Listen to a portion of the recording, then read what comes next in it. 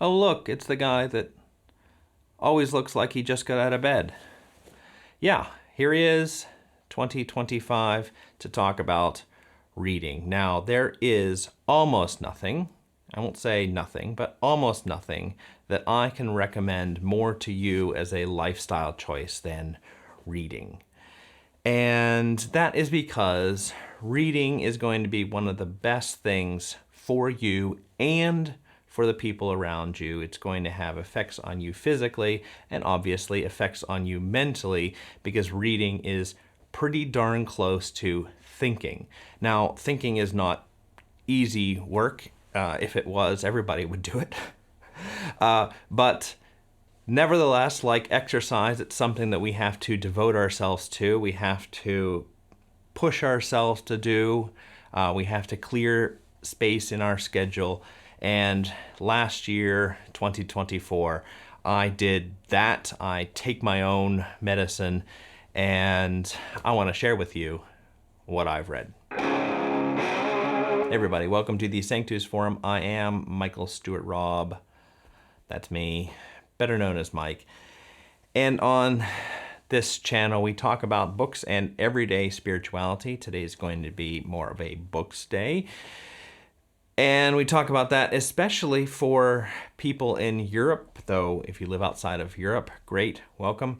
We do have a newsletter if you want to know more about us. Not a lot of news, but there's nevertheless a newsletter at Sanctus.Institute. You can sign up for that and keep in touch with us. So today, best books of 2024. Now this group of books, it's not one that I'm necessarily recommending. It's books that I have largely read for my work and for my own thinking, and I will readily admit that not everybody reads at the same level, and I probably am reading at a higher level than most people, so don't think of it as like, wow, I should put these all on my wish list for my birthday. Think of it more as me being accountable to you, to show that I don't just buy books to put in my bookshelves, but I actually do read them and I actually do think about them. And it's not even all of the books that I've read. There's another stack of books here that I have sorted out that I didn't think I should talk about because they weren't good enough, meaningful enough to me. And generally, I just want to encourage everybody to just read more, read things that make you think, read things that make you question. And these are the books that have done that for me this year. So let's get started. The Great Chain of Being by Arthur Lovejoy. This was one of my favorite books this year. Very important for people who are intellectuals working in the West, Europe, and places influenced by Europe. Lovejoy in this book is doing a history of an idea. So he is tracing a very big idea through history and looking at how it influences many different eras. The idea comes from Plato, similar thinkers to Plato, and it is the idea that there is a great chain of being that starts with the highest being that is, and that chain goes down to the lowest being. And the reason why it's linked together is because the greatest being kind of out of its greatness poured forth these other beings, and therefore they're all kind of connected. And that idea certainly doesn't die with Plato. It gets all the way up into the 18th, maybe even 19th century. Probably not 19th century, I can't remember. And is connected with all sorts of other philosophies and theologies that have been important for this continent. So incredibly important book and study, especially for me. The Transcendentals and Their Function in the Metaphysics of Duns Scotus. Now, I told you that this was not going to be necessarily a list that I recommended to you. This book by Alan Wolter was, however, one of the most important books that I read for myself, possibly the most important, because it helped me understand what Duns Scotus really contributed to human society. I know that wow, this video is really starting quite high, but we'll get down to some slightly more easy to read books soon. Duns Scotus is a kind of rival for Thomas Aquinas, and Thomas Aquinas, hopefully you've heard of, and Duns Scotus is kind of, I don't know, seems to have lost the battle, historically at least, but Wolter shows why he is still incredibly important, what he really gave to us. I'm not even going to try to explain it. Yeah. Outlines of the History of Ethics by Henry Sidgwick. I have been reading more in ethical theory, just kind of starting a little bit, and this one goes through all of history. As you can imagine, Sidgwick was an ethical thinker at the end of the 19th century, worked at Oxford, I believe. And this is just an excellent study if you want to know how we have done ethical thinking in Western culture, and leads up to the 20th century, where he obviously stops when we don't really do it very well, let's say. John Cassian's The Conferences, and now this is a big book. I didn't read all of this year, but I did finish it this year.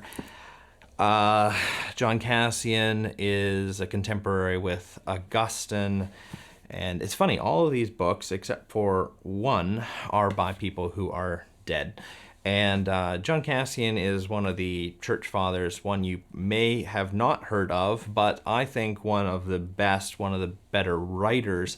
And this is about monks, but there is a lot about the monastic lifestyle which can be recommended to others.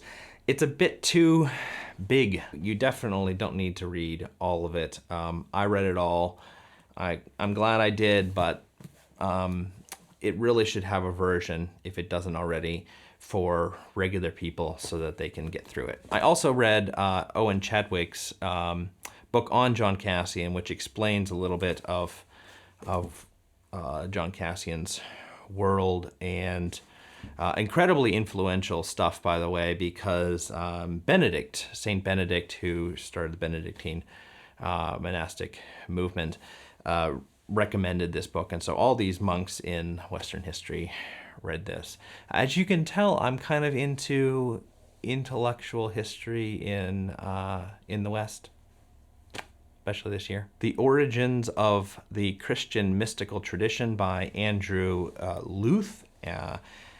Luth is an Orthodox scholar. This is a history of the mystical tradition, not only mystical theology, but kind of the roots also of mystical theology. He goes all the way up to the Areopagite, Dionysius the Areopagite. And is that how we call him? I read this book for the lecture that I was giving on Dallas Willard, kind of a Dallas Willard versus mystical theology kind of lecture, and it was very helpful, very clear, and showed that the mystical tradition in the ancient world wasn't uniform. There are lots of different thinkers that were contributing to it. C.S. Lewis, The Great Divorce. I hadn't read this for a while, and I thought, oh, I should read that again. It is an imaginative work, and so perhaps doesn't quite fit with the types of books I'm talking about here, but through his imaginative writing, and Lewis is, of all the books here, I mean, he is by far the best writer of all of them. And he has a lot to say that is philosophical, things to think about. Basically, the imaginative story is of people who are in hell, the bad place, and they go visit paradise, the good place, and it's a lot of conversations which more or less show why the people who came from hell don't really want to stay in the paradise place. And it's a really great study of human nature and the ways that we try to hold on to our own kingdom. The Pleasures of Reading in an Age of Distraction by Alan Jacobs. This is another one of the better written nonfiction books that I read. I've already talked about it in a couple previous videos.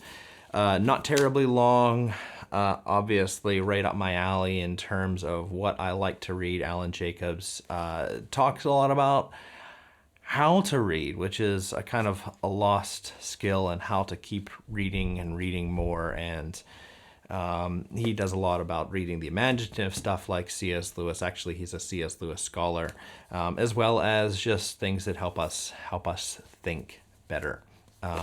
Highly recommended, which I wasn't really trying to do recommendations here, but this is one that I do recommend, by the way.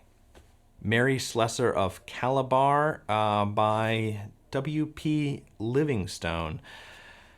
I may have mentioned this. I've mentioned it to a lot of people that I have been reading biographies of people who live cross-culturally and live as ministers of Jesus, church people, pastors. And Mary Slesser is one of those people from the late 19th century, and really quite a good one, because she really did her best to embrace the culture that she went to. And so many people who live cross-culturally act as if they should just live above the people that they're working with. And of course, there are great things that we bring from our own culture, but sometimes it's important to give up some of those, okay things that are just good in order to live better with people. Not a terribly well-written book. It's way too long. But it was really important for me to meet her and meet how she did her particular work in Nigeria, basically, is where she's living. Calvin's commentaries on Matthew, Mark, and Luke. This is one of the more important books for me that I read. It took a long time. It is what it says it is. He kind of harmonizes the synoptic gospels, Matthew, Mark, and Luke, and talks about them. This is only part one. There are two other parts to this, so I'm only at about Matthew 8 or something like that. But incredibly helpful book if you only know Calvin from the Institutes or something like that. The commentaries are different, better. He's a really good commentator on the Sermon on the Mount and on the life of Jesus. The stuff on Jesus's birth is kind of boring, in my opinion. But this was, by and large, one of the more helpful Christian books that I read. And read it slowly. I hope to continue in the commentaries, but we'll see. David Hume, A Treatise of Human Nature. I don't always put books in here that I agree with, and Hume, however, is an incredibly important thinker for the Western world, largely because he shows he kind of takes empiricism or naturalism or whatever you want to call it to the extreme and sort of says, okay, this is what we are accepting when we accept empiricism. David Hume, I have learned when he wrote his work, really nobody liked him. Nobody thought it was any good. Nobody wanted his conclusions. And it took until the 20th century for Hume to be thought intelligent and a thinker worthy of emulating. And that says a lot about our past century. So I familiarized myself with what he was doing, read it very carefully with Dallas Willard's help, Dallas Willard's a more contemporary philosopher. And that's what I read, 2024. A Systematic Theology by Augustus Strong. This is the last book that I'm going to talk about. I didn't read all of this. It is a big one, but it was very helpful, very, very helpful. I read this stuff on God, which I've been writing a book on God, and the interesting thing about him is he's writing about God before the two world wars. He's an American theologian. He's before fundamentalism, and he's in a time period in which idealism is the leading philosophy, and I'm not going to explain that, but also personalism is a very big deal, and he is very familiar with the personalist philosophers and incorporates their insight into his doctrine of God. And that's the stuff that I wanted to read about, because as far as I know, I don't know any other, let's say, orthodox, biblical theologian who did that to the extent that Strong did. If there's some other theology expert watching this, then let me know if you know of any. But very kind of a forgotten guy. Used to be a standard textbook for Baptist seminaries. Well, that is it. I think that's about 10 or 11 books, and these were the ones. Just sort of shows you, thinking important, reading important. You take time to read these things, and I recommend not necessarily reading those ones, but just in general, find the books that are going to help you think, and that will help you in your life, and it will help the people around you. And if you made it to the end of this video, you should subscribe to the channel, especially if you've watched more than one. And I will see you next time. Bye.